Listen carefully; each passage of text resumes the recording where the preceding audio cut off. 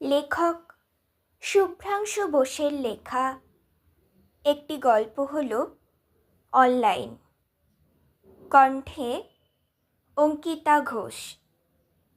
ডোরবেলের শব্দে দরজাটা খুলতেই মোটরসাইকেলে বসা অনলাইনের ছেলেটা, পিঠে ঢাউস কালো ব্যাগ, কান থেকে হেডফোনটা খোলে। আবির বসতো, আপনার পার্সেলটা? না ভাই, আমি নই। পাড়ায় কেউ আছে? বলতে পারবেন?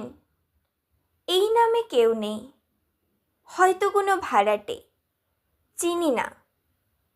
দুপুরের রোদে ঘরমাক্ত মুখ মুছতে মুছতে বলে, একটু জল খাওয়াবেন? ফোনটাও ধরছেন না উনি। জল খেয়ে ধন্যবাদ জানিয়ে ছেলেটা মোটরসাইকেলে উঠে স্টার্ট দিতেই ফোনটা বেজে ওঠে।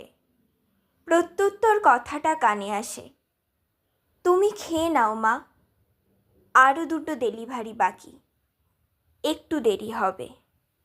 নমস্কার।